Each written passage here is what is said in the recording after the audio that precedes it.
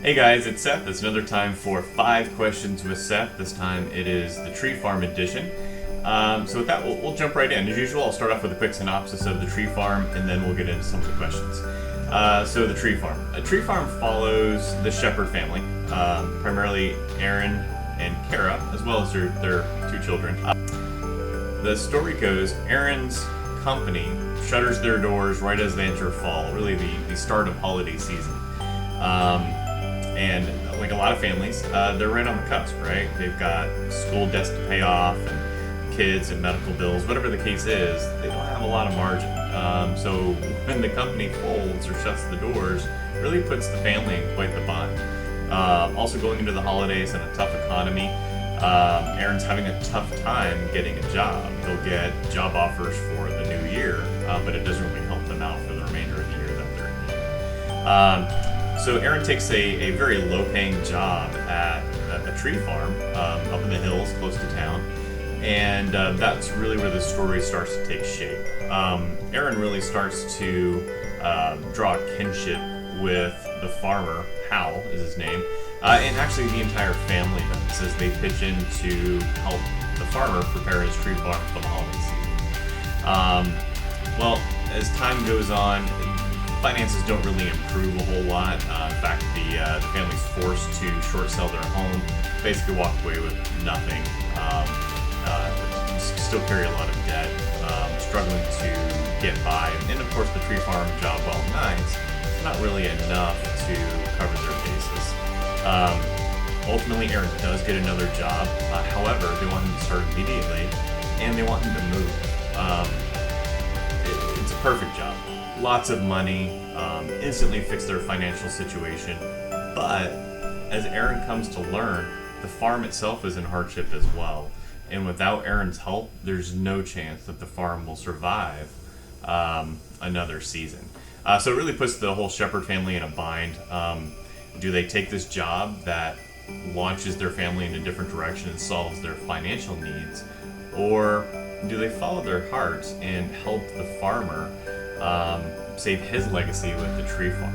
So it's really a story about community, friendship, and family all around the holidays. What's really important, chasing that next dollar, or that sense of community and things that you can build together. So that's kind of the story of the tree farm in a nutshell. There's a lot more, obviously, but you got to read the book. So we'll go into a couple of, start with the question, what inspired the tree farm? As a serial entrepreneur and an author, life is ups and down, right? I had, out of college, I had great corporate jobs, made really good income for a really long time. Actually, there's probably a little bit teased that life is that easy. When I ventured out on my own, there's a lot of things in life that happens. It could be personal stuff that happens. It could be medical stuff. For me, frankly, legislative changes killed some of my businesses that I worked really hard to build. That really left me with zero again. So that was part of my challenge as an entrepreneur. So I've felt it before. I've felt those, how are we going to have Christmas presents for the kids under the tree? How are we going to pay the car payment? That sort of thing. Or, trying to figure out how to pay January's bills and February. Not really a good scenario to be in.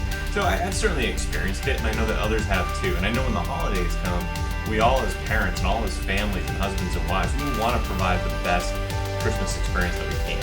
So when money falls short, it's a challenge. This is really them walking through their life and their experience, really coming together as a family, and again, coming together as a town to really help one another out.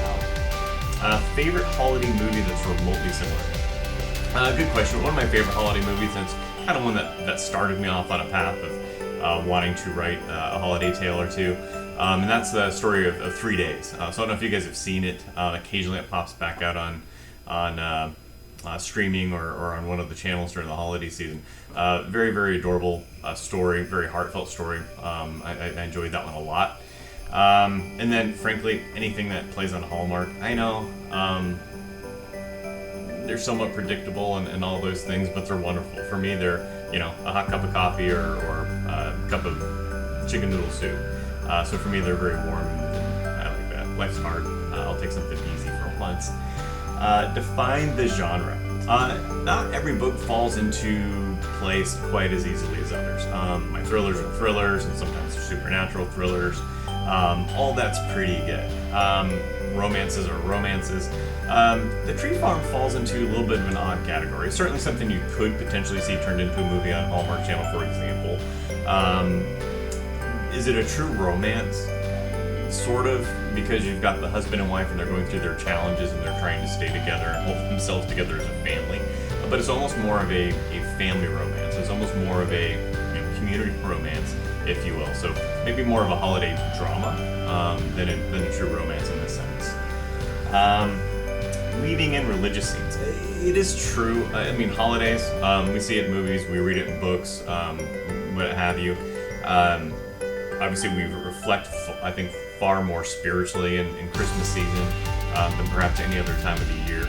So I'll have some Christmas scenes that might take place in a church, or a little piece of a sermon that hits home for the protagonists and their families as part of the story arc that character happens to be on.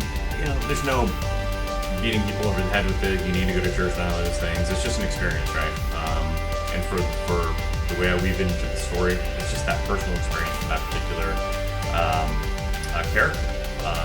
Hopefully it hits home with others, and that's okay. Cross genre. So clearly I write a lot of different genres. Most of what I write are thrillers, and sometimes they're kind of, they're pretty bombastic. There's explosions and gunfights and car chases and fist fights and all those things. Probably one of the harder things switching from a thriller to a romance or a holiday tale like The Tree Farm really comes down to pacing, because the scenes are different, right? The big scenes aren't the big gunfight that's going to come to resolution. These scenes sometimes are more introspective. It's the character coming to terms with something, or having that epiphany that they're going to change the direction, and here's how and why. So if there's a bigger challenge of doing cross-genre stuff, it probably comes down to pacing more than anything else. But that's it. That's 5 questions with Seth, the Tree Farm edition. Hope you enjoyed it. Hope you look forward to the next one. Go out and pick up the copy of the Tree Farm if you can. Buy local. The local bookshops need your help. But of course, it's available at any one of your e-retailers as well. We'll talk to you soon. Take care.